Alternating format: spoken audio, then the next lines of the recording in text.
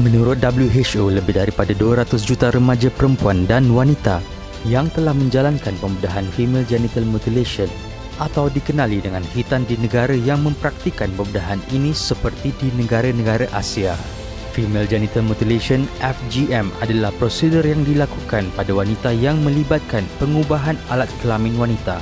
Implikasi FGM termasuk jangkitan bakteria dan virus, komplikasi obstetrik dan masalah psikologi. Hari ini kita akan menelusuri tentang kajian FGM ini dengan pakar perubatan, ilmuwan agama dan dapatan kajian. Apakah konklusi pagi kajian ini?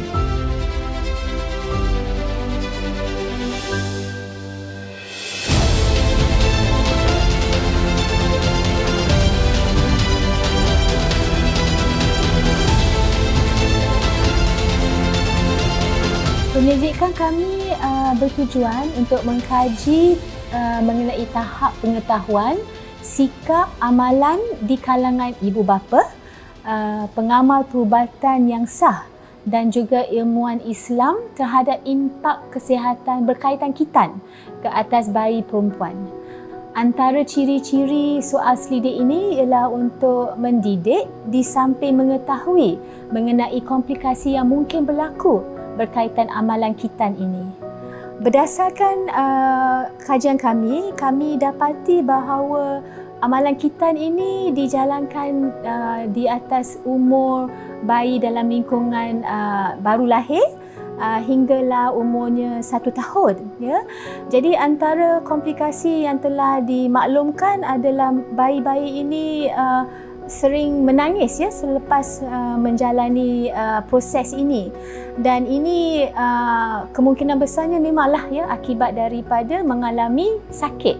Kita mendapat idea ini daripada Kementerian Pembangunan Wanita, Keluarga dan Masyarakat. Mereka mahukan data-data saintifik berkaitan FGM atau female circumcision. Saya rasa amat penting semasa membuat kajian ini kita menimbulkan kesedaran kepada ibu bapa, kepada pengamal perubatan khasnya terdapatnya variasi anatomi clitoral hood atau pelitup klitoris dalam bayi-bayi yang normal. Clitoral hood ini atau pelitup klitoris ini bagi bayi perempuan ada 4 jenis. Dan ada lagi 3 jenis variasi apabila dia berjumpa dengan labia minora. Ini bermakna kita mungkin boleh mencederakan klitoris apabila kita melakukan prosedur ke atas pelitup klitoris. Ya. Di Malaysia kita amalkan type 1A atau jenis 1A di mana kita ada snip sikit. Ya. Yang ini berbahaya kerana variasi anatomi itu membolehkan kita terpotong pelitup dan mencederakan klitoris, malah boleh membuang klitoris, terpotong klitoris sepenuhnya. Dalam kajian kita memang 70% daripada pengamal perubatan yang sah yang mengamalkan khitan ini mengakui setelah mendapat tahu tentang variasi anatomi ini bahawa mereka sepatutnya perlu berjaga-jaga. Ya? Untuk melihat anatomi ini tidak mudah, dengan detail tidak mudah. Untuk saya pun saya perlukan lensa yang khas untuk membesarkan kawasan yang untuk kita lihat struktur genitalia tersebut. Ya? Reaksi anak ketika khitan dilakukan adalah menangis, meronta dan hanya berdiam diri. Amalan ini sebenarnya yang bermasalah adalah dalam konteks kenapa ianya dijalankan. Kebanyakan mengatakan ini adalah tuntutan agama, ya, wajib melakukannya, ataupun dalam konteks kebersihan, ya, dalam konteks kalaulah misalnya ini baik untuk bayi lelaki, ya, tentu sekali kita juga bermanfaat untuk bayi perempuan. Dan yang paling membingungkan saya adalah ya, ada juga yang mengatakan ianya dibuat untuk memastikan anak-anak perempuan tidak buas ya dari sudut nafsu syahwatnya. Ya, daripada kajian itu menunjukkan ibu bapa masih sangat perlu ya untuk betul-betul memahami kenapa mereka melakukannya dan mempertimbangkan bahawa apa yang ya keputusan mereka mendedahkan anak mereka kepada komplikasi dan juga ya amalan yang sebenarnya membahayakan. Ya. Apabila proses khitan itu nak dibuat, doktor di Malaysia tidak ada satu latihan yang jelas bagaimana prosedur itu nak dilakukan. Yang kedua, tempat untuk melakukan khitan itu sangat kecil dan sulit. Untuk kajian ini, apa yang dilihat adalah emosi daripada ibu yang menghantar anak-anak untuk proses khitan ini. Kita perlu faham bahawa sekiranya kita berbicara tentang emosi, maka ia boleh melibatkan dua, emosi kepada ibu dan juga emosi kepada kanak-kanak yang menerima prosedur khitan tadi. Kalau daripada segi ibu, kita dapati peratusan yang tinggi, lebih daripada 60% sebenarnya daripada ibu-ibu itu tidak begitu gembira sebenarnya menghantar anak-anak mereka untuk prosedur khitan. Ada yang mengalami perasaan bimbang, ada yang takut, ada yang merasa gusar. Ya. Jadi kita rasa bahawa perasaan tersebut sebenarnya perlu kita fahami dan tidak hanya terhad kepada kanak-kanak yang menerima prosedur khitan tadi. Selalunya golongan yang terlibat atau menjadi subjek kepada FGM ini adalah kanak-kanak yang sangat kecil, yang tidak mampu untuk menyuarakan hasrat dan pandangan mereka, maka ibu bapa lah yang membuat keputusan bagi pihak mereka.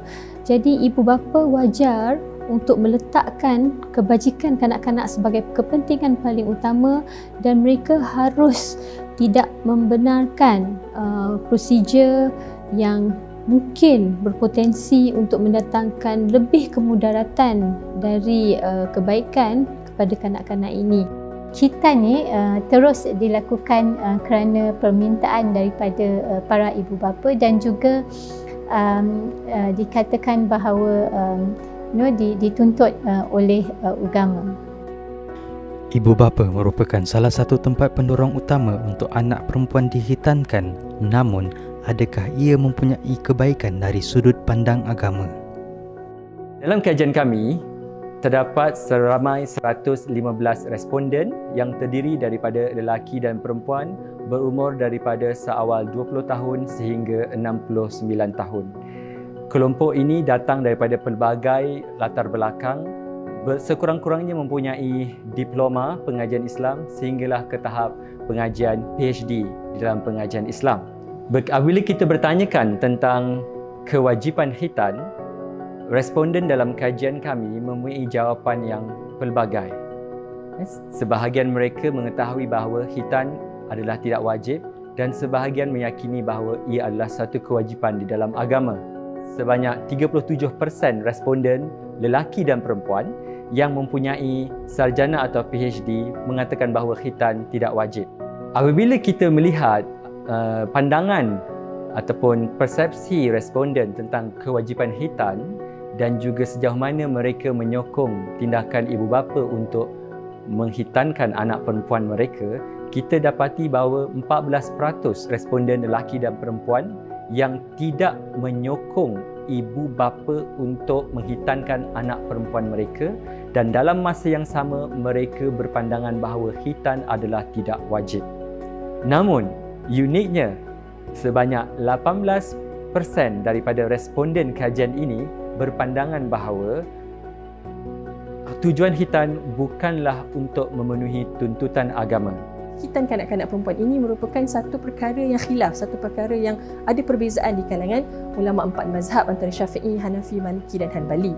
Oleh demikian, melakukan khitan ke atas kanak-kanak perempuan ini bukanlah satu perkara yang disepakati ke antara empat-empat mazhab. Amalan ini tidak ada das atau dalil yang nas atau dalil yang kuat dari segi agama. Malah negeri-negeri seperti Perlis dah tak buat dah amalan khitan ini, dan juga mazhab-mazhab Islam yang lain dalam yang termasuk dalam Ahli Sunnah Jamaah juga tidak mengamalkan amalan khitan ini. Sebagaimana yang dimaklumi oleh ramai orang bahawa Muzakarah Kebangsaan telah membuat keputusan pada 2009 tentang hukum khitan bagi anak perempuan, dan perbahasan di situ menyentuh tentang kewajipan untuk berkhitan, dan dalam masa yang sama ditekankan juga aspek tentang sekiranya ada kemudaratan maka tidak perlu untuk dilakukan khitan tersebut. Pengamal perubatan merupakan salah satu tempat rujukan utama mengenai khitan dan tempat untuk melakukan khitan. Namun menurut pakar, kaedah khitan ini tidak dipelajari di mana-mana institusi perubatan. Mutilasi genitalia wanita atau dikenali secara popular FGM merupakan satu amalan yang berlaku bertahun-tahun lamanya, walaupun terdapat bukti-bukti yang kukuh bahawa ia berpotensi untuk mendatangkan kemudaratan kepada kanak-kanak, sama ada secara short term ataupun long term. Dan daripada keputusan kajian yang kita dapati, kebanyakan pengamal perubatan yang terlibat dalam kajian ini merupakan GP ataupun pegawai perubatan yang bertugas di klinik swasta, dan yang keduanya adalah pakar ONG dan juga pakar bedah.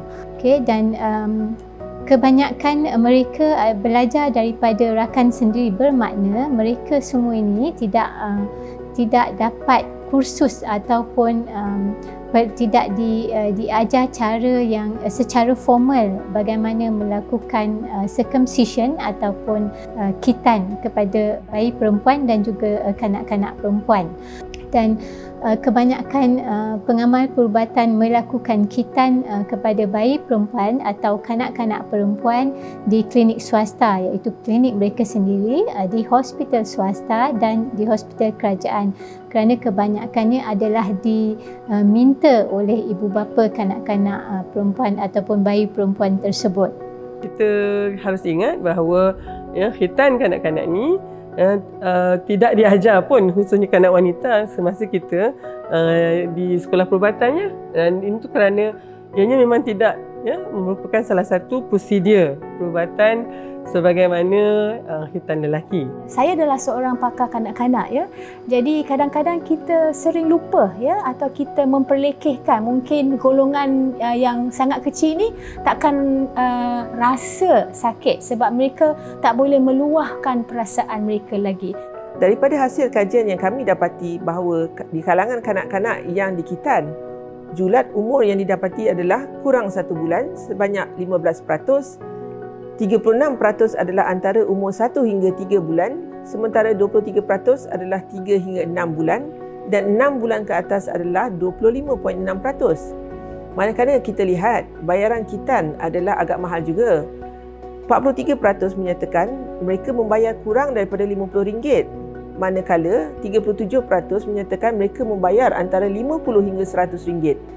Manakala orang yang mendorong responden menyatakan mereka bersetuju dengan khitan di kalangan ibu bapa, kebanyakannya menyatakan ini adalah pasangan mereka sendiri, iaitu 59%. Sementara 60% menyatakan ibu bapa mereka sendiri dan 23% menyatakan mertua mereka sendiri. Apakah perasaan responden ketika khitan dilaksanakan?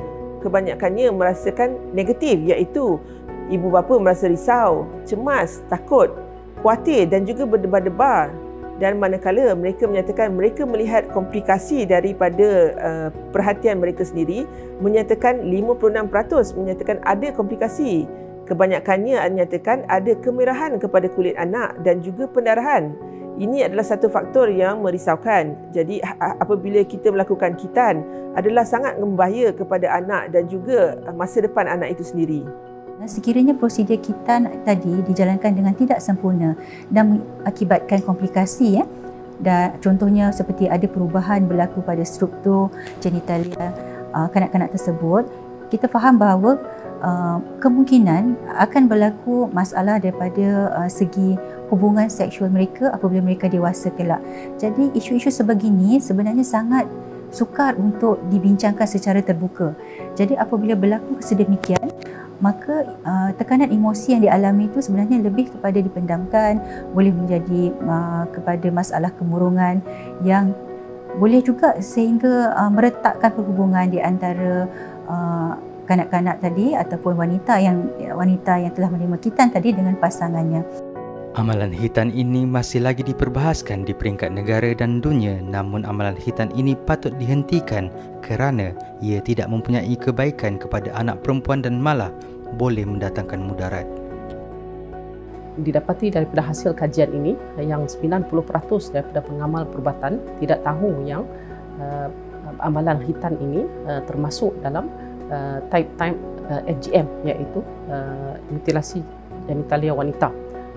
Dan dari segi perubatan juga tidak ada manfaat, malah dia boleh membawa kepada kemungkinan risiko kemudaratan ke atas bayi dan kanak-kanak perempuan ini. Saya sebagai pakar ginekologi kanak-kanak dan remaja, kita perlu melindungi kanak-kanak dan bayi perempuan kita, dan oleh itu saya tidak lagi sendiri secara peribadi melakukan amalan ini. Di dalam undang-undang, mengikut undang-undang, kita di Malaysia tidak mempunyai perundangan khusus, tidak seperti di beberapa negara lain. Contohnya di United Kingdom terdapat undang-undang khusus yang dipanggil Akta Pencegahan Mutilasi Genitalia Wanita 2003, di mana ia bukan sahaja menjadikan FGM ini satu kesalahan jenayah, tetapi ia juga menjadikan kesalahan FGM ini sebagai satu bentuk extraterritorial offence yang membawa maksud kalaulah kanak-kanak itu dibawa ke luar negara bagi tujuan melakukan prosedur FGM, itu juga merupakan suatu kesalahan dan boleh dikenakan tindakan walaupun dilakukan di negara lain. Ibu bapa lah merupakan benteng utama untuk menjaga dan melindungi kanak-kanak ini kepada bahaya FGM. Bagi golongan doktor pula, sekiranya terdapat permohonan atau permintaan daripada ibu bapa, maka doktor lah merupakan benteng terakhir untuk melindungi kanak-kanak ini. Kerana kalau doktor tidak mahu melakukan prosedur ini, ia tidak akan berlaku. Oleh itu, doktor mestilah kental di dalam meyakini bahawa prosedur ini lebih banyak mendatangkan risiko kemudaratan daripada kebaikan, dan wajar mengambil langkah yang lebih agresif di dalam melindungi kepentingan kanak-kanak. Suka juga saya ingatkan di sini bahawa prosedur khitan atau female circumcision ini tidak dilindungi di bawah medical indemnity insurance yang diwajibkan untuk semua pengamal perubatan. Kita harapkan dengan adanya kajian yang lebih mendalam akan terdapat beberapa rumusan dan cara untuk mengurangkan atau melupuskan amalan khitan di kalangan bayi wanita, bayi perempuan di Malaysia. Jadi selalu saya ditanya, apakah fungsi pelitup klitoris ini? Kita memberitahu kepada ibu bapa dan terutamanya pelitup klitoris ini adalah memang anugerah Tuhan. Dia menutup klitoris itu kerana klitoris ini sama macam fungsi glans kepada lelaki. Bagi pihak para penyelidik dan saya sendiri, kami nak mengucapkan berbanyak terima kasih kepada Kementerian Pembangunan Wanita, Keluarga dan Masyarakat kerana memberi peluang kami menjalankan kajian rintis ini. Kami harap kajian rintis ini dibawa kepada kajian yang lebih besar, yang lebih mendalam, kerana kita perlu lebih informasi dan data-data saintifik untuk memudahkan lagi semua lapisan masyarakat mengetahui kenapa amalan kita ni sebenarnya memang tiada sebarang manfaat untuk kesihatan, dan amalan ini sepatutnya tidak diteruskan. Untuk itu saya mengucapkan berbanyak terima kasih.